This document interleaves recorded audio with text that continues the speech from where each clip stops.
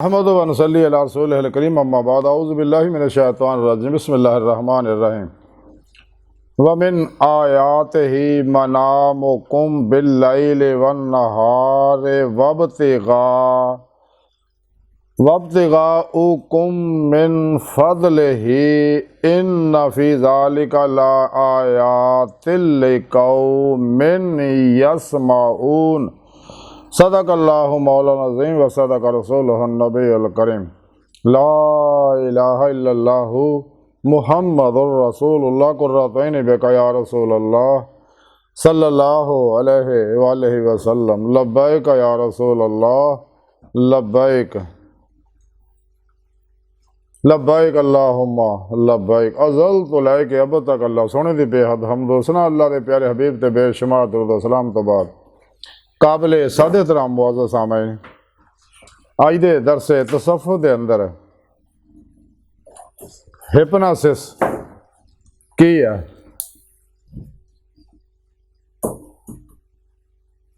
इहदा जिक्र करांगे। वो साइंसी इल्म है जिहदा बहुत चर्चा है। कुरान करीम दी सूरह रूम दी 23वीं है पाक जिहड़ी मैनूं तलावत करन और तुहानूं सुणन दा शरफ हासिल है। सुने रब ने इस है पाक दे अंदर इरशाद फरमाया और ओहदियां यानी अल्लाह दीयां निशानियां विचों तुहाडा रात और दिन विच सौना और दे फजल दा तलाश करना। बेशक इहदे विच सुणन वालियां वास्ते निशानियां ने। सुने रब ने फरमाया कि जिहड़े आदमी गौर नाल तवज्जो नाल गल नूं सुणदे ने, समझदार ने, दाने ने, उन्हां वास्ते इन्हां कम्मां दे विच निशानियां ने जिहड़ियां मैं रात और दिन बनाए ने। यानी रात नूं भी सौना और दिने भी घंटा डेढ़ 2 घंटे कैलूला करना। और अज दी साइंस ने इस गल नूं दस्सिया कि दोपहर के टाइम भी कैलूला करना जिहड़ा अल्लाह दे प्यारे नबी सल्लल्लाहु अलैहि वसल्लम दी सुन्नत है, ये बेशुमार बीमारियां का इलाज है। और उस तो अलावा फिर दिने रात सौन वास्ते, दिने रिज़्क़े हलाल कमाउण वास्ते अल्लाह पाक फरमांदा मैं टाइम रखिया। और ये निशानियां ने अकल वालियां वास्ते, समझदारां वास्ते। कुरान करीम दे विच भी कई जगह अल्लाह रब्बुल इज़्ज़त ने रात नूं सौण दा जिक्र किया। तो जिहड़ा शख्स भी अपना सौना सही रखता, यानी रात नूं 9-10 बजे सौ जाता तो सुबह तड़के उठता, रात जल्दी सौंदा सुबह तड़के उठता, कई एक बीमारियां तो बचिया रहिंदा। अज दी साइंस ने इन्हां गल्लां नूं तस्लीम कर लिया, क्योंकि रात इंसान दे अंदर जिहड़े इंसान दे जिसम दे सैल है टुटे फुटे और इंसान दे न्यूरॉन्स है जख्मी टुटे फुटे, वो रात नूं सब उन्हां दी मुरम्मत हो जाती, क्योंकि सौंदियां इंसान दे अंदर ऐसे शफा बख्श कैमिकल पैदा होंदे ने रात 2 बजे तक, रात 9 तो लैके, तो वो इंसान नूं सेहतमंद रख। इस वास्ते सुबह फिर तरोताज़ा उठता है।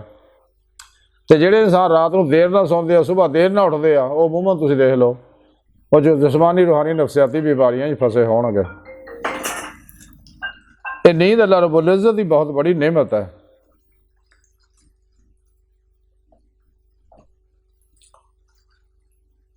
तो ये जिहड़ी हिप्नोसिस है, ये मसनूई नींद है, यानी यह तनवीम का अमल है। तनवीम का मन है सलाउना।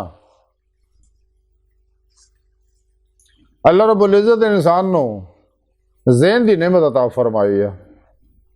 एक दिमाग दे सिर का ज़हन है, एक कल्ब दे दिमाग का ज़हन है, एक खलीए का DNA ज़हन है जिहड़ा खलीए नूं कंट्रोल करता है।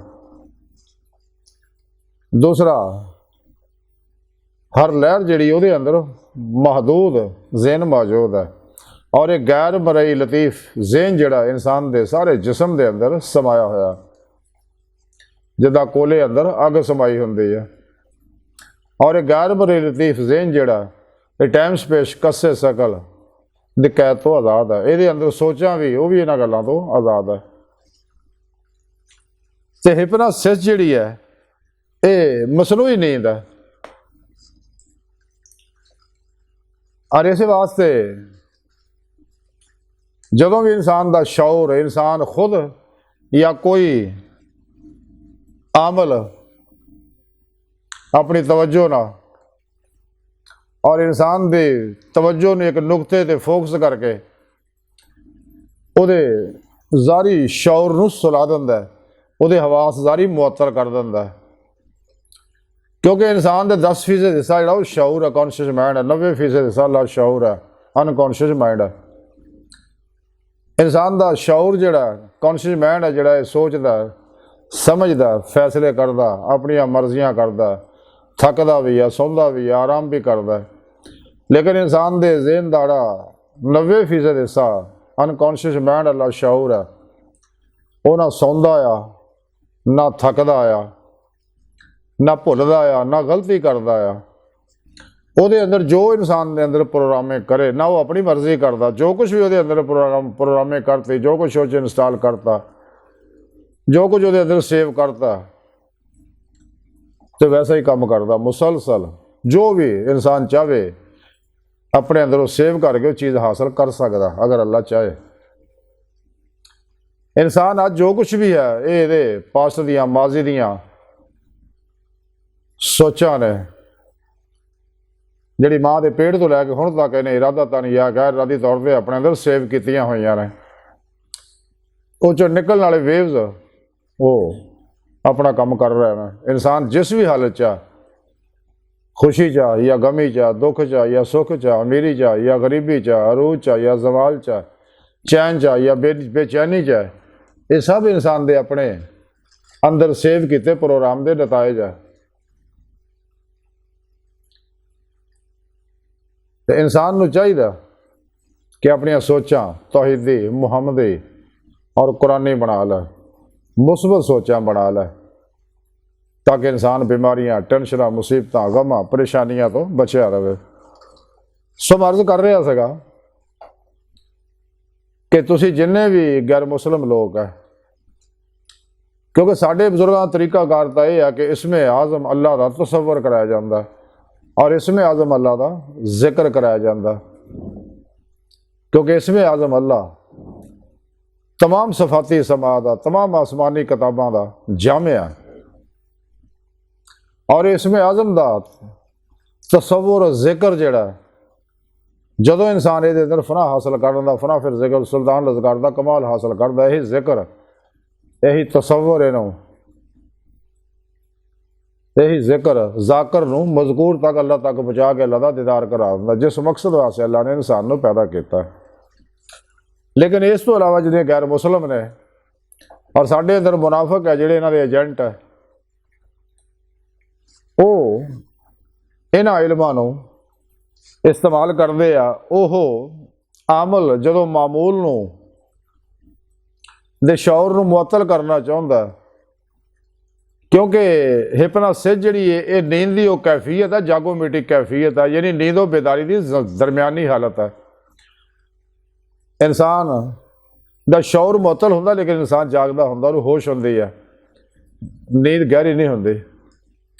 क्योंकि इंसानी शौरी कैफियत जिहड़ी है ये इंसान दे 14 तो 30 और 7 तो 14 साइकिल फी सैकेंड यदी फ्रीकुएंसी और वाइब्रेशन होंदी है। लेकिन जो इंसान का शौर मुअत्तल हो जाता है, इंसान अल्फा स्टेट चले जाता, साइंसदाना के कहने दे, जिन्होंने साढ़े बजुर्ग इस्तगराक आंदे आ, महवीयत आंदे आ, तो वो स्टेट इंसान की जिहड़ी हुंदी आ, और 4 तो 7 साइकिल, 4 तो 7 साइकिल फ्रीकुएंसी, 4 तो 7 साइकिल फी सैकेंड फ्रीकुएंसी की हालत है। तो जो इंसान इस हालत चले जाता है, इस वास्ते ये जिन्ने भी गैर मुस्लिम ने, मुनाफिक ने, साढ़े अंदर जिहड़े इन्हां दे एजेंट ने, जिहड़े लोगों को गुमराह करते हैं, कुरान सुन्नत तो हटाउंदे, इस्लामी इल्मे तसव्वुफ तो हटा रहे हैं, ये इंसान नूं मसनूई नींद च ले जाण वास्ते, अल्फा स्टेट च ले जाण वास्ते उहदी अखां दे अगे पंडोलियम हिलाउंदे ने,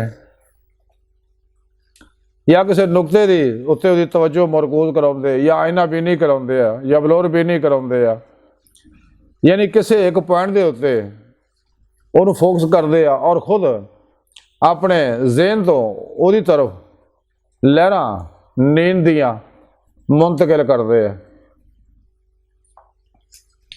ते आस्ता आस्ता उता वो जो मामूल है ਉਹਦੇ ਉੱਤੇ ਗਨੋਦਗੀ ਤਾਰੀ ਹੋਣੀ ਸ਼ੁਰੂ ਹੋ ਜਾਂਦੀ ਹੈ। ਆਸਤਾ ਆਸਤਾ ਉਹਦਾ ਜ਼ਾਹਰੀ ਸ਼ੌਰ ਮੁਅੱਤਲ ਹੋ ਜਾਂਦਾ, ਅਲਫਾ ਸਟੇਜ ਚਲੇ ਜਾਂਦਾ। ਔਰ ਕਈ ਦਫਾ ਤੁਸੀਂ ਦੇਖਿਆ ਹੋਊਗਾ ਟੈਲੀਵਿਜ਼ਨਾਂ 'ਤੇ ਇਹ ਤਮਾਸ਼ੇ ਕਰ ਕਰਕੇ ਨੈੱਟ ਦੇ ਉੱਤੇ ਲੋਕ ਦਿਖਾਉਂਦੇ ਆ ਕਿਵੇਂ ਲੋਕਾਂ ਨੂੰ ਤਵੱਜੋ ਕਰਕੇ ਉਹਦਾ ਸ਼ੌਰ ਮੁਅੱਤਲ ਕਰ ਕੇ ਉਹਦੇ ਲਾ ਸ਼ੌਰ ਨੂੰ ਆਪਣੇ ਕੰਟਰੋਲ 'ਚ ਕਰ ਲੈਂਦੇ ਆ। ਫਿਰ ਜੋ ਜਿਸ ਕਿਸਮ ਦੀ ਹਦਾਇਤ ਦਿੰਦੇ ਆ, ਜੋ ਉਹ ਕਹਿੰਦੇ ਆ, ਵੈਸਾ ਹੀ ਉਹ ਕਰਦਾ ਔਰ ਵੈਸਾ ਹੀ ਹੁੰਦਾ। ਔਰ ਇਹ ਤਮਾਸ਼ੇ ਜਿਹੜੇ ਦਿਖਾਏ ਜਾਂਦੇ ਲੋਕਾਂ ਨੂੰ ਕਰਕੇ, लेकिन ये मुराकबे अंदर एक कैफियत अल्लाह वालियां सिखाई जाती, जैसा कुरान पाक भी दसिया है। जो अपने कल्ब की निगरानी करता इंसान मासो अल्लाह तो कुल ही ला ताल्लुक हो जाता, ला इला दी नफी इल्ला अल्लाह दा इस बात हासिल करके इस्तगराक की गहरी स्टेज चले जाता, अल्फा स्टेज च मुराकबे च। तो फिर मजीद जिमें जिक्र करता, इस वास्ते कुरान पाक अल्लाह पाक ने जिक्र कसीरत तालीम दी है कि इन्ना जिक्र किया जाए इंसान के अंदर का हर हर सैल की हर लहर जी है ओह नूरे जिक्र इलाही ना दे नूर ना रंग जिक्र इलाही दे नूरे सिबगा तिला तो रंगीन हो जाए, ताकि इश्क मौला दी दबी अंदर हर लहर के अंदर चंगारी शोलाजन हो जाए। तो ये जदों उन्होंने सलाउंदे सला के फिर जो भी कहते उन्होंने कंट्रोल करते हैं। और बाज़ दफा हुण तां अजकल पुलिस के अंदर भी अगर किसी कोलों कोई मुजरम कोलों कुछ अगलाउणा हुंदा है, उन्होंने अल्फा स्टेज ले जाके उहदे कोल सब कुछ अगलवा लैंदे ने। हदीस पाक दे अंदर भी इस कैफियत नूं नींद नूं मिशकात शरीफ जी हदीस है, अल्लाह ने प्यारे हबीब सल्लल्लाहु अलैहि वसल्लम ने नींद नूं मौत दा भाई आख्या।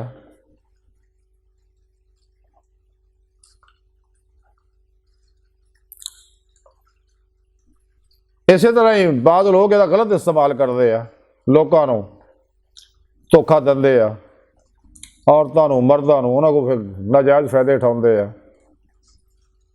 अब मेरे नज़दीक ही है अफगानी पठान रहिंदे, उन्होंने एक लड़का है नौजवान दरिया खा का नाम आ, अब मेरे सामने वो रहिंदे ने साड़ी खानकाह के सामने।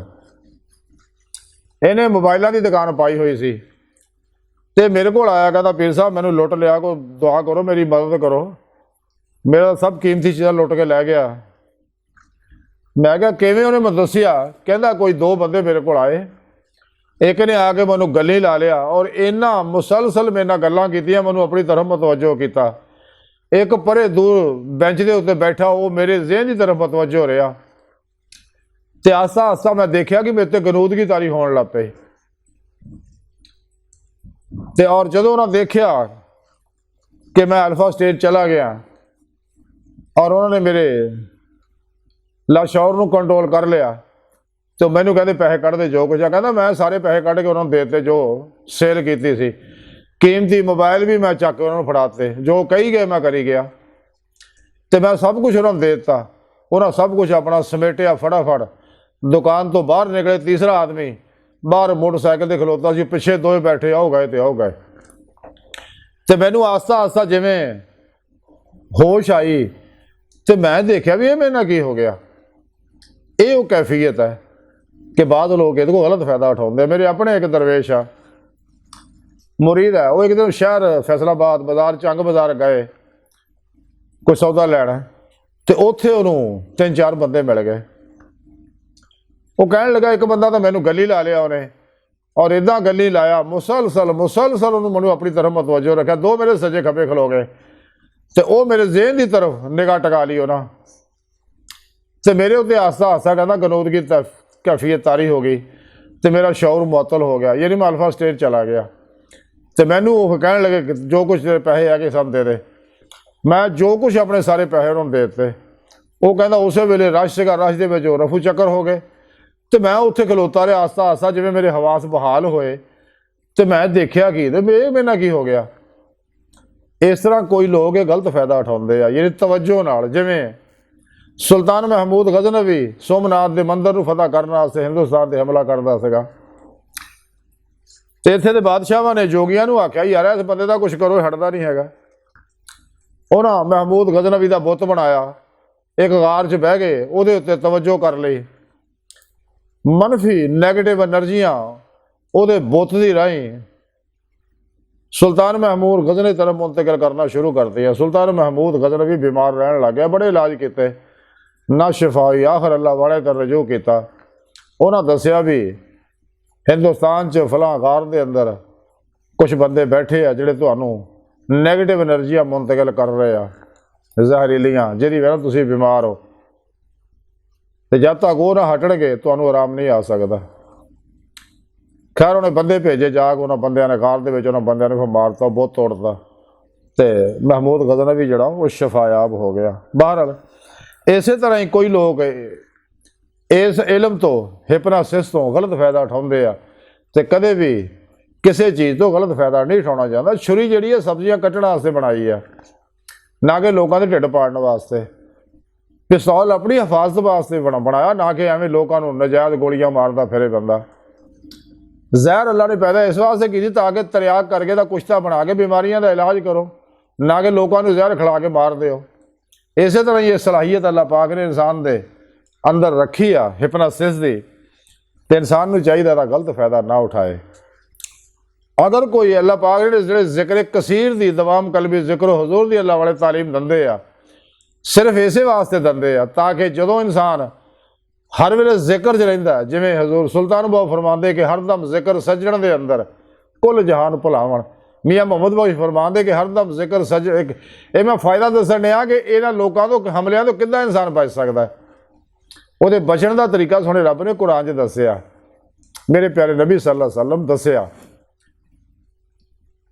ਕੁਰਾਨ ਪਾਕ ਸੋਹਣੇ ਰੱਬ ਨੇ ਫਰਮਾਇਆ ਜ਼ਿਕਰਨ ਕਸੀਰ, ਰੱਜ ਕੇ ਜ਼ਿਕਰ ਕਰਿਆ ਕਰੋ।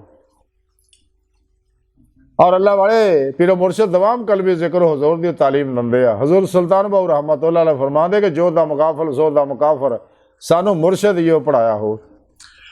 ਤੇ ਮੀਆਂ ਮੁਹੰਮਦ ਬਖਸ਼ ਰਹਿਮਤੁல்லாਹ ਅਲੈਹ ਫਰਮਾਉਂਦੇ ਹਰਦਮ ਜ਼ਿਕਰ ਸੱਜਣ ਦੇ ਅੰਦਰ ਕੁੱਲ ਜਹਾਨ ਭੁਲਾਵਣ, ਦੋਏ ਜਹਾਨ। ਹਰਦਮ ਜ਼ਿਕਰ ਸੱਜਣ ਦੇ ਅੰਦਰ ਕੁੱਲ ਜਹਾਨ ਭੁਲਾਵਣ, ਦਿਲ ਜਾਨੀ ਦੇ ਇਸ਼ਕੇ ਕੋਲੋਂ ਆਪਣੀ ਜਾਨ ਰੁਲਾਵਣ। ਦੋਏ ਜਹਾਨ ਭੁਲਾਏ ਦਿਲ ਦੀ ਖਬਰ ਨਾ ਰਹੇ ਹਵਾਲੋ, ਰਾਂਝੇ ਵਿੱਚ ਸਮਾ ਮੁਹੰਮਦ ਛੁੱਟੀ ਹੀਰ ਜੰਜਾਲੋ।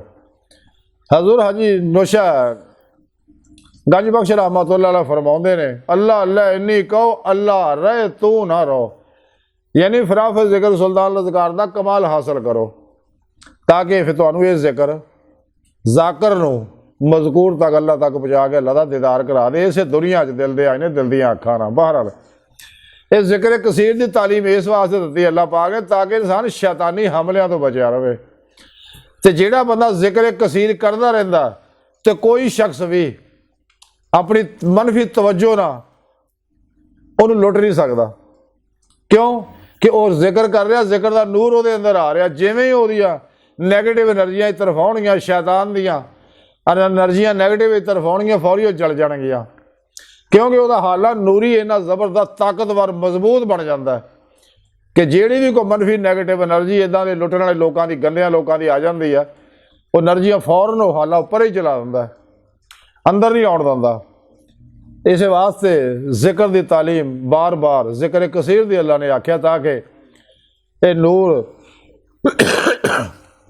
ਇਨਸਾਨ ਦੇ ਅੰਦਰੋਂ ਹਰ ਮਨਫੀ ਜ਼ਹਿਰੀਲੀ ਔਰ ਜ਼ਹਿਰੀਲੇ ਕੈਮੀਕਲਾਂ ਦੀਆਂ ਐਨਰਜੀਆਂ ਨੂੰ ਜਲਾ ਦੇਵੇ ਤਾਂ ਕਿ ਇਨਸਾਨ ਬਿਮਾਰੀਆਂ ਤੋਂ ਮਹਿਫੂਜ਼ ਰਹੇ।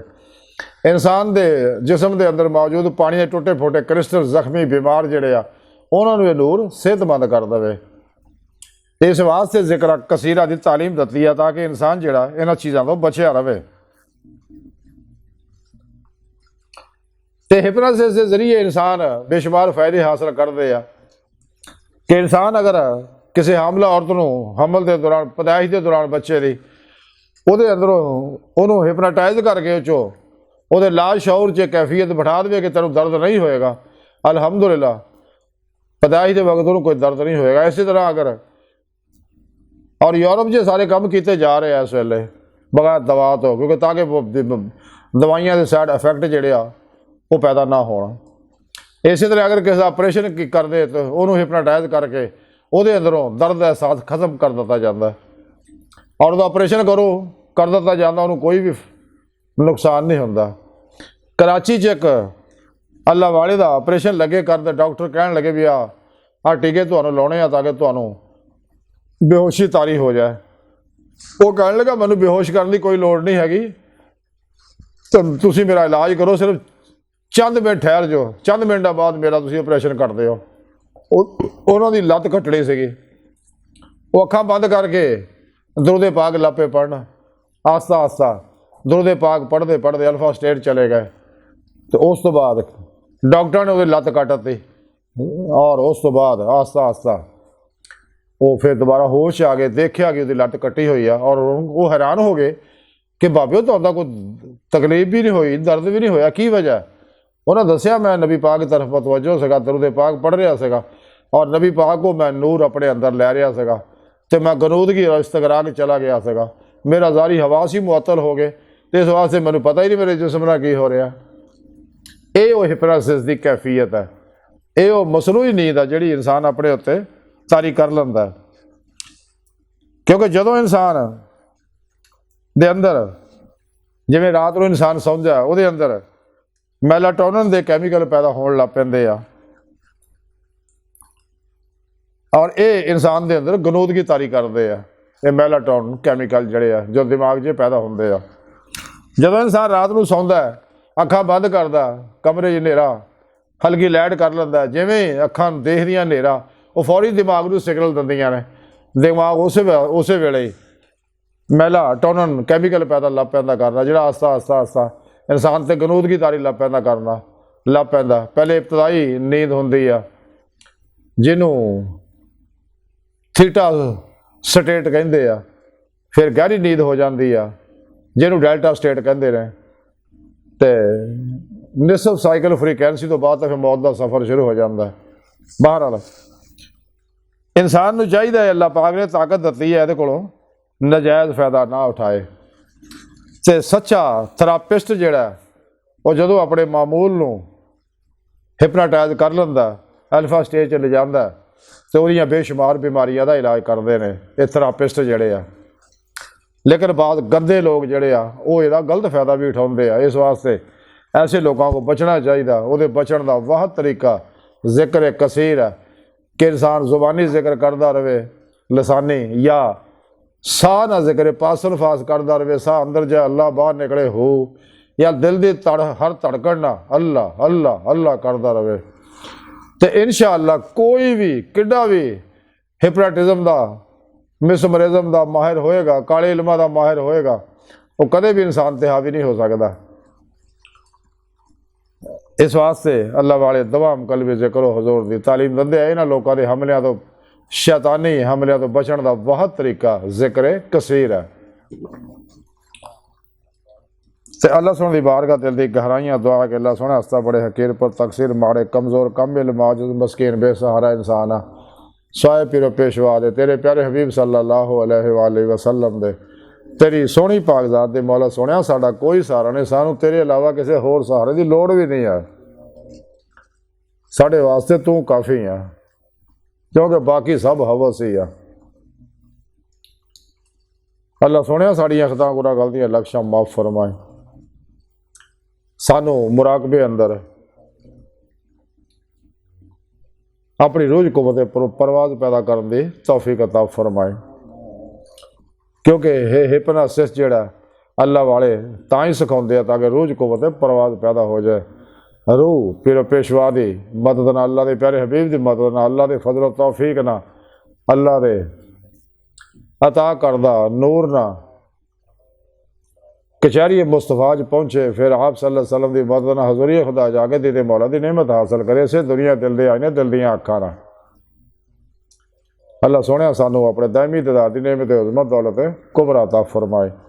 ये हिप्नोसिस की सलाहियत नूं, अल्फा स्टेज की सलाहियत नूं, गनूदगी इस्तगराक की इस सलाहियत नूं, ज़हन की गहराई जान की सलाहियत नूं सानू मस्बत इस्तेमाल करने की तौफीक अता फरमाए। और जिहड़े लोग गंदे गलत इस्तेमाल करते हैं उन्होंने हदायत दई और उन्होंने शर तो बचण की तौफीक अता फरमाए। अल्लाहु अकबर कबीरा व मा अलैना इल्लल बलागुल मुबीन।